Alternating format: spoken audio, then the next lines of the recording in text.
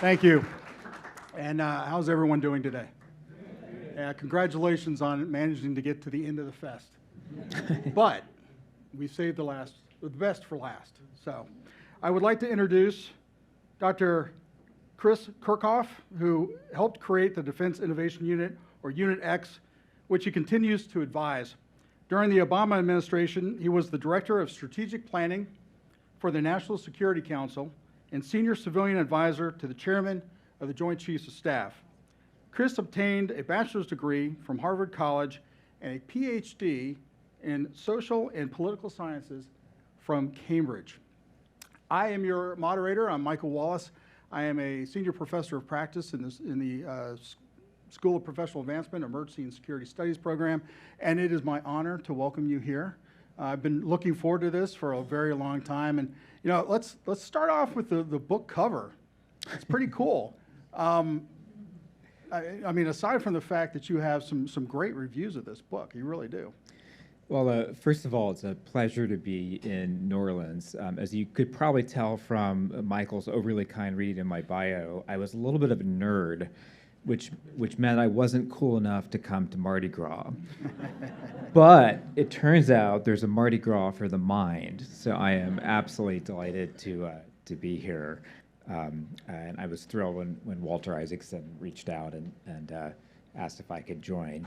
I'm also delighted to be here with Michael because it turns out that we worked for a year without knowing it, about 100 feet from each other on the E-ring of the Pentagon for the Joint Staff, and no doubt walked past each other 100 times as you do. So it's going to be, I think, a really special conversation. Yeah, it's just like New Orleans, the Pentagon, just like New Orleans, very small place.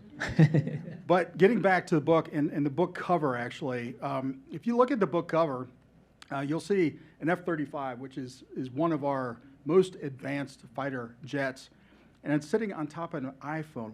Why did you choose that for the book cover? So does anybody want to take a guess? It's an iPhone 7, which came out the same year in 2016 that the F-35, a $1.8 trillion program, the F-35 became fully operational. Which has the faster computer processor? Anybody want to guess? The iPhone. So anybody want to guess by how much faster? There we go. So 100 times is exactly right. The reason, how did we get into this situation where a device for under $1,000 that all of us use in our daily life is actually much more computationally powerful than the most advanced fighter jet in the world? And the answer is that the F-35 started being designed in the 1990s. That was when people sat in a windowless room, probably 400 feet from where we worked in the Pentagon, and put together the specifications for the F-35. And the fastest chip about then was a Pentium 4. And so that's the chip that went into the base design. So to see a Pentium 4 today, you have to go to the Computer History Museum in Silicon Valley. So Lockheed Martin is awarded the production contract for the F-35 in 2001, and finally 15 years later, it takes off. So what this tells you in the cover right away is that there are two completely different systems of technological production in the United States. There is one for the military, and there is one for everything else. And the one for everything else is infinitely faster, infinitely more agile, and in almost all cases, much less expensive. And the whole mission that I was given with my colleague Raj Shah, and co-authored by the Secretary of Defense, was to start the Pentagon's first office in Silicon Valley and try and bring those two technological systems much closer together. And did you want to talk about the photo on the right? Yeah, so the photo on the right is just showing you that the crisis that has resulted from the gap between these two systems of production, which is not just a crisis for the US military, but is a crisis actually for any advanced military, is now rising to the top of the agenda of leaders and the leaders of militaries militaries around the world. So, getting into the book, you argue that warfare is undergoing a transition to the level of the gunpowder and the nuclear age. What do you mean by that? And do conventional weapons still matter? So I'll show you a video in the next slide. This is taken in Ukraine. It was taken about a year ago, and it's depicting a Russian kamikaze drone hitting the turret of an M1A1 Abrams tank, which is the most advanced battle tank in the world. They're about $10 million a copy. The kamikaze drone is probably about $2,000 or $3,000. And of the 31 M1A1 Abrams tanks we've provided the Ukrainians, 19 of them have now been taken off the battlefield by drones or a combination of drones and cruise missiles. So that tells an observer like me, really anybody observing the situation, that just in the same way that tanks replaced horses in the First World War, that we're now probably at the end of the era of manned mechanized warfare. And if you're a military that owns a lot of tanks, but not a lot of drones, you now have a big problem. Yeah. And, staying with Ukraine, you discuss technology like Starlink, and you also talk about drones, as we see here. How transformative do you believe these commercial technologies are compared to traditional military hardware, and are we overstating the impact of these? I think you already answered it, but yes, I'll show one more video, which is an equally striking video. So this is a video that Hamas released. It's a video taken from a DJI drone, the most popular commercial drone that any of you can buy at Best Buy or on Amazon. It's a few $100s. And Hamas, on the morning of October 7th, is using a series of DJI drones to drop small explosive charges on the border security towers, both the surveillance towers and the towers mounted here with automated machine guns, which allowed about 1,500 fighters to come over the border fence, which has very tragically kicked off the most violent confrontation in the Middle East in a number of years. So this shows you again how even an extraordinarily advanced military can be totally surprised by low-cost commercial hardware. Now, does this mean that tanks and fighter jets and aircraft carriers no longer have a role? Not yet. In the sense that what I see happening in Ukraine and other places is what a lot of people call hybrid war. So you're using now drones to be flying binoculars to increase the effectiveness of artillery. So you're still using artillery, but even now there's been a big change in the 3 years of the Ukraine war. So today, the Ukrainian military fires more drones than they do artillery shells. And 70% of the casualties in Ukraine are caused by drones, not by tanks, not by artillery, not by cruise missiles, not by aircraft. So I think that tells you just how fast this new wave of technology is upending the battlefield, and how the set pieces of war as we think of them are no longer as relevant and may soon be irrelevant to fighting. And it's interesting, you talked about this right here, and this was a failure of intelligence on the Israeli side because of not being able to think outside the box that these drones could be used for something like this. This is a system that Israel has in place. It's not inexpensive, and you can see here that using, like you were saying, using drones changes the whole context. So how does Unit X balance the Pentagon's long-term strategic planning with Silicon Valley's shorter innovation cycle? How does that work? Yes, I think I can find one other. I'll advance a couple slides here. So The Pentagon likes to think in terms of Soviet-style 5-year plans. If we're going to build an aircraft carrier that takes 10 years to build, that makes a lot of sense. But if we're trying to build an agile piece of technology, like anything with microelectronics these days, you don't want to start designing something that's not going to come out for 10 years. If Steve Jobs waited 10 years to release the iPhone, we'd all be really frustrated. So there was 2 goals behind setting up Unit X, or Defense Innovation Unit Experimental, that Secretary Ash Carter had. The first was to prove that commercial technology could actually be brought to the battlefield and make a difference in missions that were going on today. And then the second, and actually the more important effect, was to prove that the Pentagon, which in 2016 was not buying anything from startups, could learn how to be a better customer from Silicon Valley and actually transact with technology companies on their terms, not in the Soviet-style 5-year planning terms. That is the way the Pentagon does business. And I'm thrilled to say that a young woman, pictured here in the slide, named Lauren Daly, 29 years old at the time. Her father was a tank driver in the U.S. Army, and her way of serving was to become an acquisition specialist.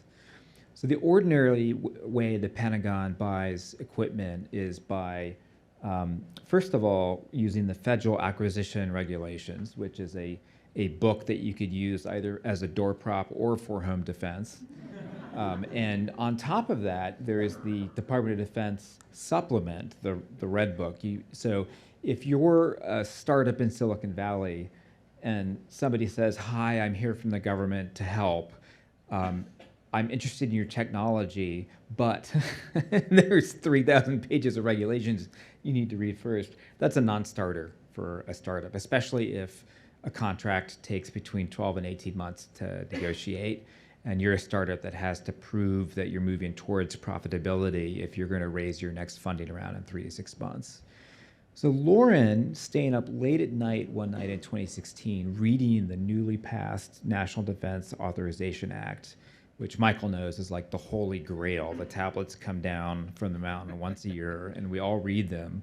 And in Section 815 of that 1,000 or 2,000 or 4,000 page law was a single sentence that dramatically expanded a niche acquisition capability.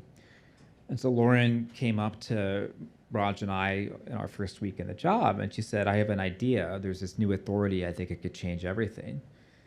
And so we said, "Great, could you write something up about that?" And she hands us a 20-page white paper that she had written. And so the next day, I got on an airplane with Lauren, and we went to the Pentagon, and we met with the head acquisition official, the head acquisition lawyer, the Pentagon General Counsel, and Secretary Ash Carter. And 3 weeks later, that new fast lane for acquisition became Department of Defense policy. In the last 6 years, $70 billion worth of technology have been acquired through it. And 3 weeks ago, Secretary of Defense Pete Hegseth signed out a memo that expanded it even further by ordering that all software bought by the Department of Defense now goes through the fast lane rather than the slow lane. Wow. Being a military member myself, I know the military doesn't like to change. That's just a given. So you talk about the antibodies in the Pentagon fighting against. What cultural or structural barriers were there, and how did you overcome that at the Pentagon? So it turns out that militaries are inherently conservative, and this has to do with their structure, with the way they promote people. It also has to do with the nature of war. And I'm very sympathetic as a social scientist to that conservatism. So war is ultimately a very rare thing. And if you have a new system that's never been in combat before, you're not really going to fully trust it. Sure, you can test it but you may not decide to fully test it until you actually have it in a combat scenario. So for that reason, just to bring up one historical example, there was this fighter pilot named Billy Mitchell, who almost 100 years ago, a little less than that, was convinced that the way to sink battleships was to use an airplane and drop bombs on them. And the Navy said, nope, you're not even allowed to try it. So he tried it anyway. He sunk a ship, and they immediately court-martialed him. So one other just example of historical change, our office is located on Moffett Field, which is a decommissioned naval station in the heart of Silicon Valley in Mountain View, California. And Admiral Moffett, the station's namesake, was a revolutionary admiral who in the 1930s figured out that Billy Mitchell was right, that the future was carrier aviation and not battleships. Were it not for him pushing the Navy to a different place, we might not be speaking English because we might have lost the war in the Pacific.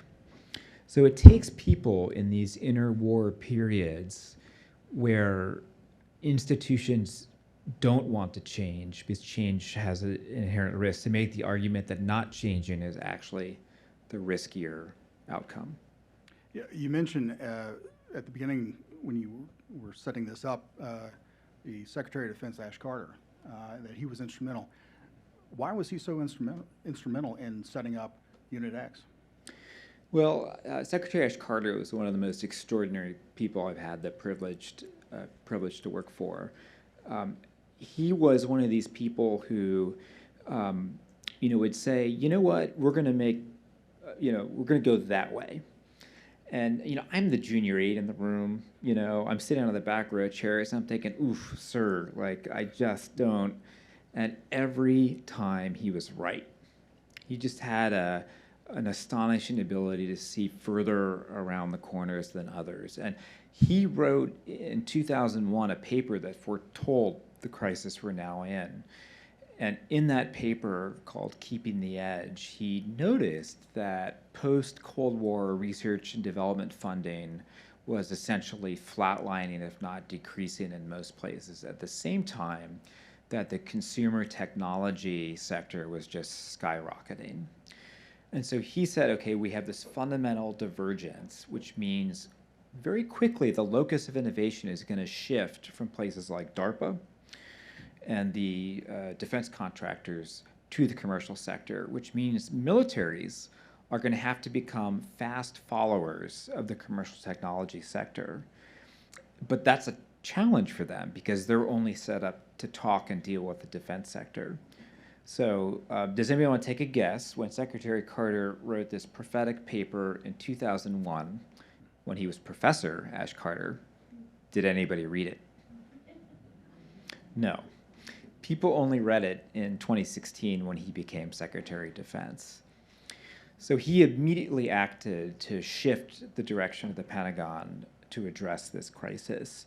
But he knew that it was going to be rough going. And so he gave our office some extraordinary authorities that allowed me to walk into meetings and literally go nuclear in a way that was so much fun.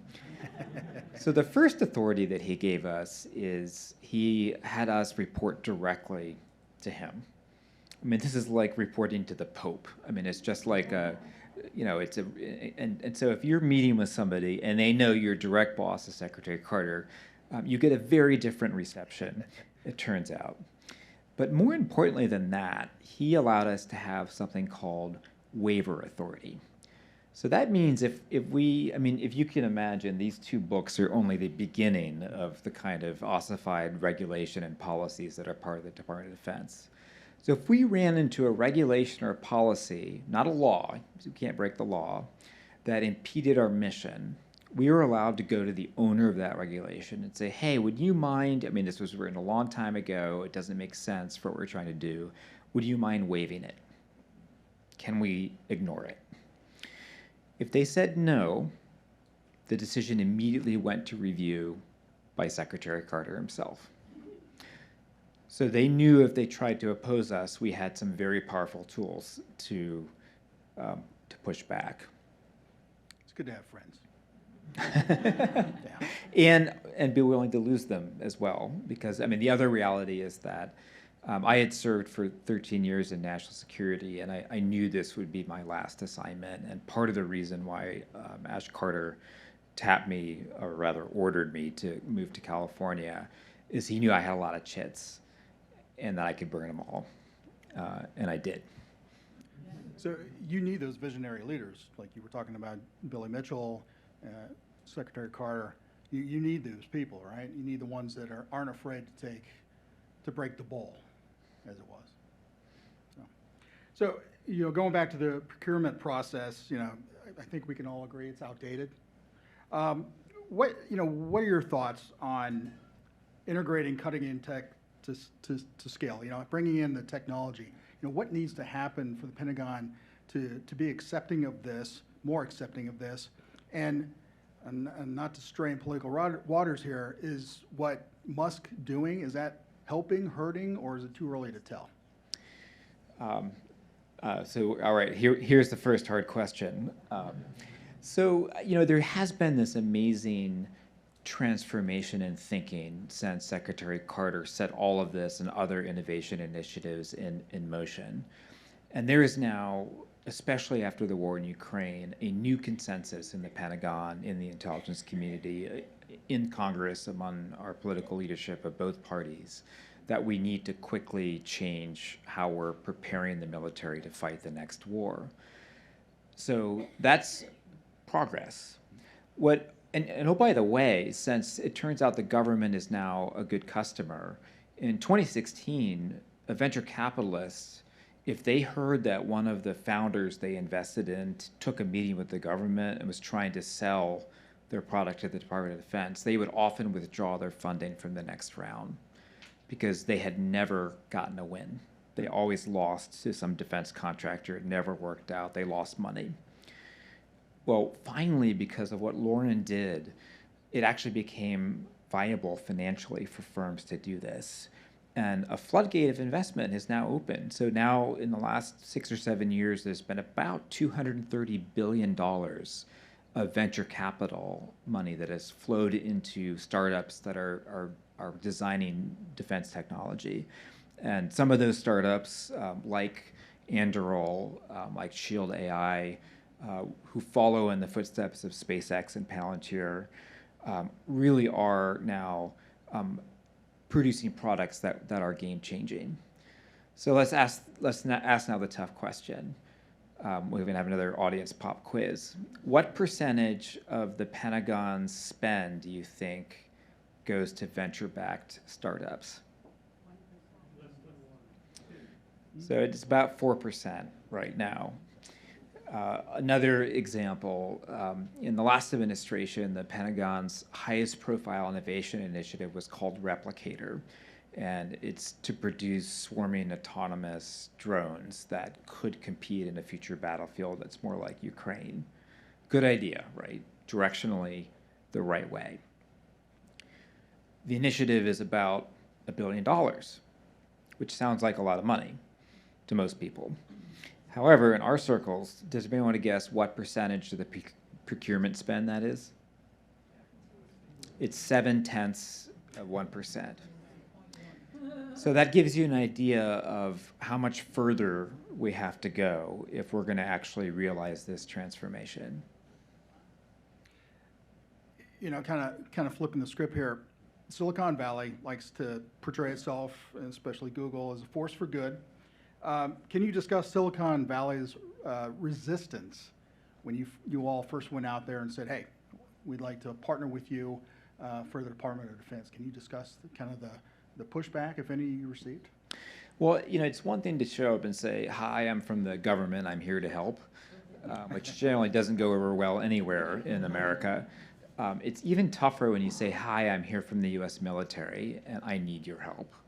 So if you're at Google, or really any other tech company, you probably decided to study computer science because you saw technology as transformational, and you wanted to be a part of building products like the next iPhone or the next search engine, products that just make our lives better, more efficient, more amazing. You didn't sign up to, for instance, work for the U.S. military, to have the fruits of your labor and engineering be integrated into military systems. So it's totally natural for engineers in Silicon Valley to say, what? You want me to do what with the technology I'm building? I understand that, but here's a larger conversation that's not happening in our society between the national security establishment, the military, and our citizens. The military is now very small compared to what it used to be, and because of the way that we've closed military bases to save money, in the Bay Area, there's no longer people in uniform. So you just don't know, if you're in Silicon Valley, you don't meet anyone from the military. And so it doesn't cross your mind that actually the military has extraordinary ethical controls on the use of force. And more than that, that the military actually doesn't decide what to do. It's our political leaders that decide when to employ military force. So it takes a conversation or two or three to make people understand what the military actually is. And thanks to Vladimir Putin's invasion of Ukraine, a lot more of those conversations have started happening. And there is now, I think, much broader agreement in Silicon Valley that working on behalf of the military is a very noble cause. Yeah, sticking with Ukraine, and I don't think it's an exaggeration to say that the last few years in Ukraine have totally revolutionized warfare. What lessons should we take away from Ukraine? So there's two, I'd say there's three. The first is that Ukraine is just an incredibly tragic war. If you look at what both sides had to gain or lose, it's just a war that frankly didn't have to happen, and is chewing up the lives of a lot of people. In fact, there have been more casualties the third year of the war than the first two combined. So that's just horrific. The second lesson, and this is a very important lesson, is that the U.S. had fallen behind on its ability to produce advanced munitions at scale. So we discovered all of a sudden that we were running out of GPS-guided munitions, of anti-tank weapons, even of artillery shells. And we had to reopen production lines that have been closed for 15 years or more. So that's actually, strangely a silver lining. And the even bigger silver lining is that Ukraine is clearly showing us that our battlefield technology and weapons platforms and the concepts of operations for how we apply them are in enormous need of updating. And so that's another, I think, silver lining that hopefully will be a consequence of this tragic war. So let's shift a little bit to Indo-PACOM. China, and I didn't realize this till I read your book, China mandates that its commercial firms share tech with their military, while the U.S. relies on voluntary collaboration. Does this give China an edge? So I'll tell a funny story, which is that I was traveling with the vice chairman of the Joint Chiefs of Staff when I worked on the Joint Staff, Admiral Sandy Winnefeld, another extraordinary leader. And we were taking a series of meetings with founders, venture capitalists, technologists in the ecosystem as we were thinking through what the concept should be for what ultimately became Defense Innovation Unit Experimental. And every morning we, in our inboxes in the Department of Defense, get a series of news clips that update us on what's happening in the world that's relevant. And one of the top stories that morning was Xi in China announcing a new doctrine of civil-military fusion, which asserted the CCP party's right to integrate any commercial technology produced by a Chinese firm into the People's Liberation Army. And as it was carried out, if a startup had technology that was promising, its board would be filled with a couple people from the party, a couple people from the PLA. So that is how their system is doing this. And so as I got in the armored Suburban to go to the first meeting in the morning, with gallows humor, Admiral Winnefeld looks over at me and said, you saw the article about Xi's speech yet, right? And of course I said, yes, I did. And he kind of looked down and he said, we're only starting the conversations now about making the same integration. But at the end of the day, these are two very different systems that are now also tragically, because of the behavior of one of them, in a strategic competition that harkens back to some, but not all, of the dynamics of the Cold War. And the question that we talk about in the book is the command economy of China going to be better at harnessing innovation and deploying it in the military, or ultimately will the venture capital-backed free market that we have here in this country lead to better outcomes? But make no mistake, these two systems are now competing to realize the same military transformation. So this is a kind of a question that I really want to know the answer to. So you have to suffer with my question. If you had to pick one technology from Silicon Valley poised to redefine warfare, whether AI, quantum computing, what have you, what would it be and why? So the two videos of the drone attacks that you saw illustrate dumb drones, essentially. So these are, it's called first-person viewer drones. So they're actually being guided with a camera whose image is fed back to a human operator who's got a joystick and, like playing a video game, actually drives the drone into the target. And those drones are susceptible to jamming. There's all kinds of countermeasures that they're susceptible to.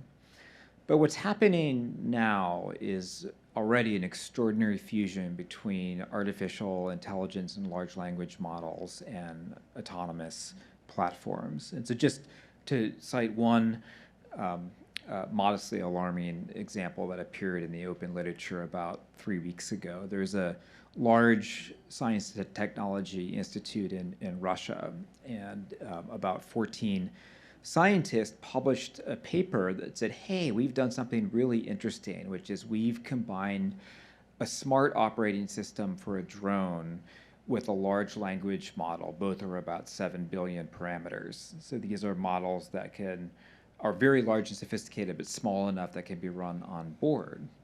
So this gives our drone 3 interesting properties.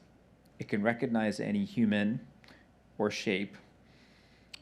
It can reason, and it can follow on its own very complex logical sequences, right, autonomously. So this is not something that, and their code, by the way, is up on Hugging Face, which is one of the open source platforms. So that just gives you an idea of the acceleration that continues to happen with AI and autonomy. Now, the good news is that in the same way that this is going to make offensive platforms much more effective, it's also going to make defensive platforms more effective. But if you don't have the defensive platforms ready before the offensive platforms are, then you really open the door to some really awful outcomes. So one thing you also mentioned in your book is the divide between the military and the U.S. population. And you make some recommendations to improve that. Can you briefly talk about that, or what you see as being able to close that gap? I've spent some time in the last 6 months in 2 places that have mandatory conscription, essentially a draft. One of them is Israel, and the other, which I just got back from last week, is Singapore. And societally, it's really interesting, right? Because rich or poor, educated or not, you all get thrown together for this experience, and it really does, I think, impress on you the shared value of citizenship. And the challenge with our American system, and I'm not in no way advocating for a draft or even national service, because it's almost impossible at the scale of our population to do. But it is important to notice that our shared commitments to each other as citizens are only going to become visible to us in a crisis, potentially in an extreme crisis. And until a crisis happens, we're going to be, as we are now doing politically, bickering with each other a lot more. And that's a loss. That's a loss that's worth noticing. Yeah. So Chris and I talked before this, and we decided we're going to break the rules, and we're going to take some questions. So we have time for a few questions. I saw your hand up first, sir. Yeah, what do you think of Musk's reviving of Star Wars? Yeah, so the question is what's my take on Elon Musk's and others' recommendations for a modern day Iron Dome that could substantially advance the U.S.'s ability to intercept missiles coming our way. And so if you step back, you have to give Elon Musk as an engineering mind a heck of a lot of credit. He really is, in a lot of respects, a Leonardo da Vinci figure who has proven able to do things with technology that almost everybody else thought was impossible. And having his eyes on the Pentagon's antiquated technology will, I think, be a very healthy thing. So I'm actually excited to see what he and the new team are able to bring to the Pentagon. One thing that is concerning, though, is that there are a lot of unintended consequences to particular actions, and I worry a lot about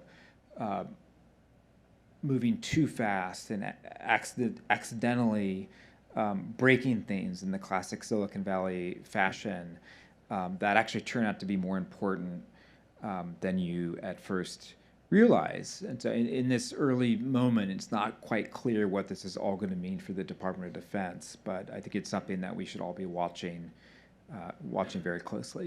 And putting Humpty Dumpty back together. Yes, sir. He has a microphone for you. I don't know if you've heard the interviews that Mark Andreessen was doing recently, where he was talking about the U.S. and drone technology, and he was talking about laws we have where you need a pilot's license if you're going to run a drone past eye vision, right? And I tried to buy a regular, I don't know, what do you call it, retail drone. It was all Chinese. They wanted to install software on my phone, right? And it seemed like quite a risk. And basically, we don't have any drone manufacturers, seemingly because of the laws we have in the country. Is there anything that you're seeing that we could do about that, or something that, what do you think of the effects of that? Thank you. So in 2017, we started the military's first commercial drone squadron, and they very appropriately decided to call themselves Rogue Squadron. It was started by two uniformed members of the military, one Air Force, one Navy, and they were each drone hobbyists. And so it was just obvious to them back in 2017 that this technology was going to transform the battlefield. They also knew that almost all the drones that they owned were Chinese, and it's now in the public record that there actually are and were backdoors in that technology that, from a military perspective, can be very problematic. And I'm very sympathetic also to Mark Andreessen's viewpoint on the question of why everything takes so long in our system. He was an early supporter of Defense Innovation Unit. One example is these two individuals, between them, had, I think, 64 drones. And as a new effort, it was taken forever to get the money that Secretary of Defense Jim Mattis directed they have to start this new unit. So they asked the question, well, can we just start experimenting with our own drones in the test range we set up in the parking lot?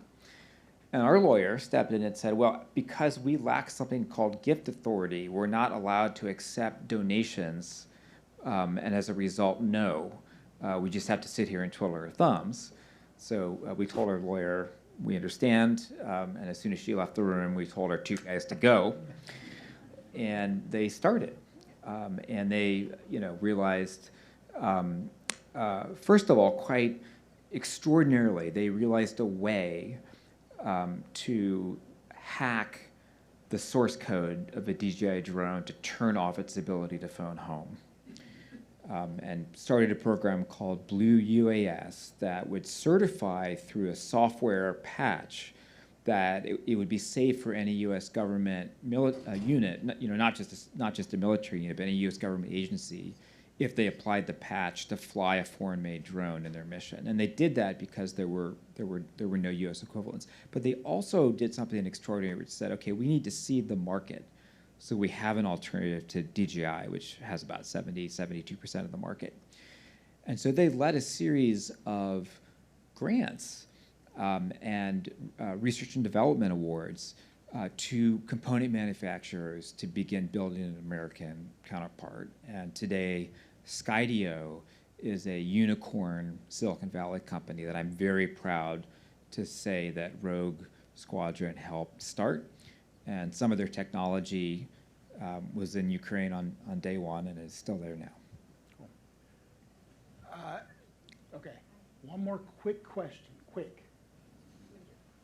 Considering the situation in Israel, being surrounded by Hamas, Hezbollah, and the Houthis, what do you predict will happen in the next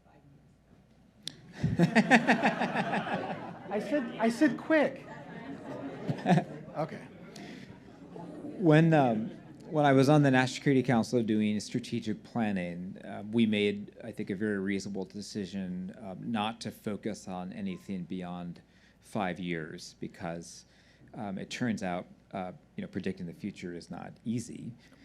But what we did know as strategic planners is that if you look at the trend lines, you might not predict the exact events, but you'll really have a sense.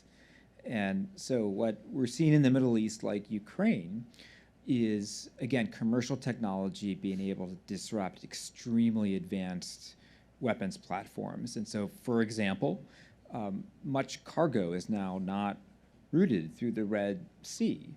And, I mean, this has bumped global oil prices up by a little bit more than 1%, which, is not a small sum of money. And despite the application of military force over now a series of years, shipping is still being harassed. So I think what we'll continue to see in Ukraine and the Middle East and frankly any other conflict area that breaks out is this intense competition between new platforms that are largely derived from commercially available low-cost technology and older platforms that are also in play. And this is, I think, what will propel just an astonishing transformation in war. War is going to look very different in just a few years from now than it does today. So, Chris, we have a minute left. Now I'm just going to give, what would you like the audience to take away from your talk and your book in a minute? Speed round. Well, first of all, it was a privilege. It was the privilege of my life to be a public servant and be able to play a small role in a much larger transformation. And so I think you should take away one truth, which is that even a single individual like Lauren Daly can change how the Pentagon buys hundreds of billions of dollars of technology. And maybe that will give you some hope above and beyond all the very depressing other realities that we've talked about in the book. And the second thing I'd say, if you want to learn more, buy the book. Well, I can't thank you enough. This has been great. I've enjoyed meeting you. I'd like to give you a coin. Oh, fantastic. Thank you. And are you going to hang around for a minute? Absolutely. All right. Thank you very much. Thank you.